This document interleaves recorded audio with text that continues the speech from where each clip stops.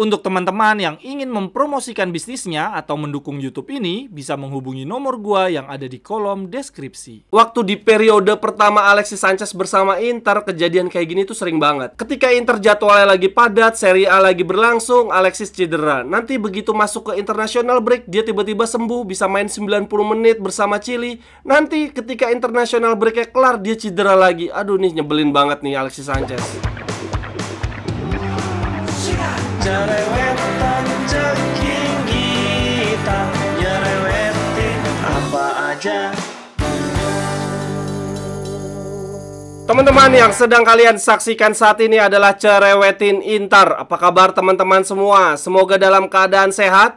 Hari ini ada beberapa kabar menarik yang bisa kita cerewetin bareng-bareng teman-teman. Berita yang pertama, dari pemain-pemain Inter yang membela tim nasional di international break. Dia masuk sebagai pemain pengganti tetapi di babak pertama karena Giroud cedera di menit 26. Sedangkan untuk Pavard cuma bermain 8 menit, dia masuk di menit 89. Lalu dari timnas Belanda ada Denzel Super Dumfries yang mencetak hat-trick assist ya teman-teman. Dia bermain 89 menit. Sedangkan untuk kompatriotnya De Vrij cuma bermain 45 menit. Kemudian untuk Lautaro Martinez bersama timnas Argentina bermain 77 menit dan belum berhasil menyumbang gol. Masih panceklik gol dia bersama tim nasional. Lalu di tim nasional Italia ada Barella dan Bastoni yang bermain full tim. Kemudian Di Marco bermain 82 menit. Sedangkan untuk Fratesi dan Darmian tidak bermain sama sekali. Nah yang menarik di partai Italia lawan Makedonia Utara ini, La Gazzetta memberikan Barella man of the match ya dengan nilai 6,5. Pemain terburuk ada Politano 4,5 dan kemudian Bastoni Di Marco mendapatkan nilai 6. Kemudian pemain Inter lainnya, Cuadrado bermain 45 menit bersama tim nasional Kolombia. Cuadrado bermain di 45 menit pertama, dia digantikan di pertengahan babak. Gua nggak tahu nih, ini apakah karena kebutuhan strategi atau cedera? Semoga nggak cedera. Kemudian Arnaud Taufik bermain 45 menit juga seperti Cuadrado, tapi bedanya dia 45 menit babak kedua. Aslani bermain 69 menit. Kemudian ada Jan Sommer bermain full time 90 menit. Nah, yang menarik teman-teman, Alexis Sanchez tidak bermain di partai Chili lawan Uruguay. Di sini dikatakan dia anemia. Di sana nggak ada sangobion kali ya, atau nggak ada K24.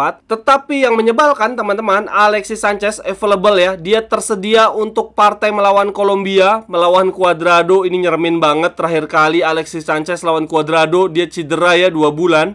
Dan menurut La Gazzetta, hal ini membuat manajemen Inter bertanya-tanya dan sedikit kesal. Di artikelnya, La Gazzetta mengatakan bahwa salah satu direktur Inter telah berbicara langsung ke Alexis Sanchez untuk meminta sang pemain lebih baik kembali ke Italia mempersiapkan derby. Gazzetta juga mengatakan bahwa direktur Inter tersebut berbicara langsung ke medical staff Chili dan Federasi Sepak Bola untuk meminta Alexis kembali, tetapi tidak ada tanggapan. Hal ini membuat Inter kesal dan khawatir. Inter akan membuat tes dan treatment khusus kepada Alexis begitu dia kembali untuk memastikan sang pemain tersedia di partai derby nanti. Jujur ini nih yang membuat gua kesel sama Alexis Sanchez, batu banget anjir. Dan ini bukan sekali dua kali ya. Waktu di periode pertama Alexis Sanchez bersama Inter, kejadian kayak gini tuh sering banget. Ketika Inter jadwalnya lagi padat, Serie A lagi berlangsung, Alexis cedera. Nanti begitu masuk ke international break, dia tiba-tiba sembuh, bisa main 90 menit bersama Chili. Nanti ketika international breaknya kelar, dia cedera lagi. Aduh nih, nyebelin banget nih Alexis Sanchez. Ini masalahnya teman-teman, para pemain Milan berlaku sebaliknya ya. Mereka bersedia meninggalkan tim nasional demi mempersiapkan derby. Giroud sudah balik dari tim nasional, dia cuma bermain 26 menit, alasannya cedera. Dan yang menggantikan dia justru Marcus Thuram. Aduh nih, Marcus Thuram yang malah kelelahan, gua khawatir Thuram cedera. Dan walaupun Giroud meninggalkan timnas Prancis karena cedera, ini dari beberapa media yang gue baca, Giroud tetap difavoritkan bisa tampil sebagai starter di derby nanti. Yang bikin tambah jengkel lagi teman-teman, Theo Hernandez dan Maignan juga meminta izin pulang lebih cepat demi bisa mempersiapkan derby. Aduh, ini pemain Inter nggak mau kayak gitu apa ya?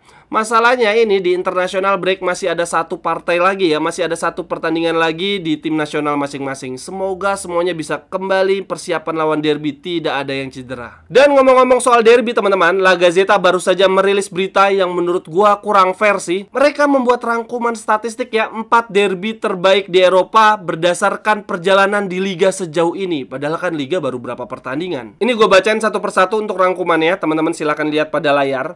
Untuk rata-rata poin yang telah dikumpulkan di Liga sejauh ini, Derby Milano, Inter dan Milan mengumpulkan poin paling banyak 6, sedangkan Derby Madrid cuma 5,3, Derby Tottenham dan Arsenal mengumpulkan 5 poin, sedangkan Derby Manchester cuma mengumpulkan 4,5. Lalu untuk rata-rata gol yang telah dicetak, Derby Milano mencetak 5,4 gol, Derby Madrid mencetak 5,3 gol, Derby Tottenham Arsenal mencetak 4,8 dan Derby Manchester 4,1.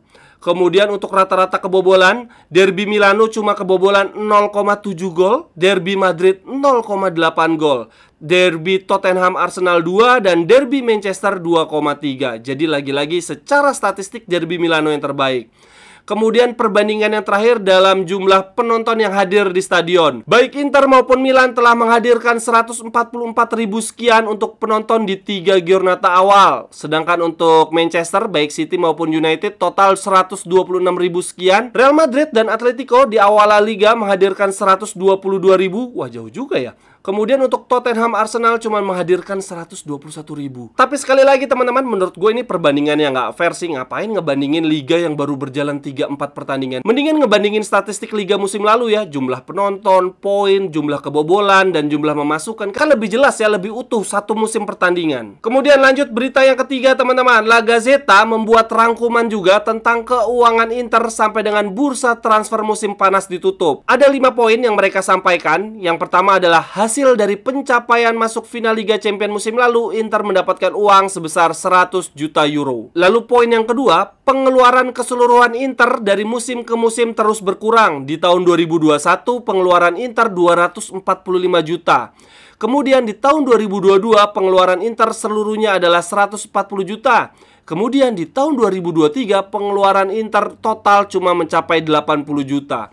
Bahkan menurut La Gazzetta, harusnya pengeluaran Inter bisa saja lebih ditekan, jauh lebih sedikit kalau Digital Beats membayar tanggungan mereka per tahunnya. Lalu poin yang ketiga, menurut La Gazzetta, pengeluaran Inter untuk gaji di musim ini berkurang 10-12%. Rinciannya adalah Inter tidak lagi harus membayar gaji kotor Lukaku sebesar 11 juta, Dzeko 12 juta, dan Brozovic 12,5 juta. Jadi tahu dong teman-teman kenapa Inter melepas Brozovic berapapun harganya, karena gajinya mencapai 12,5 juta, melebihi Lukaku. Lalu catatan finansial yang keempat dari La Gazzetta adalah biaya transfer masuk dan transfer keluar musim ini jumlahnya sama, alias break even point. Jadi Inter tidak ada pengeluaran sama sekali. Catatan yang sangat bagus. Lalu catatan finansial yang terakhir ini sangat menarik teman-teman. Menurut La Gazzetta, sponsor untuk bagian belakang jersey Inter akan diumumkan segera, dan bahkan mungkin akan ada debut di derby nanti. Sekian dulu untuk cerewetin Inter hari ini teman-teman. Silahkan tuliskan pendapat teman-teman di kolom komentar. Sampai ketemu di cerewetan-cerewetan berikutnya. Bye-bye, thank you.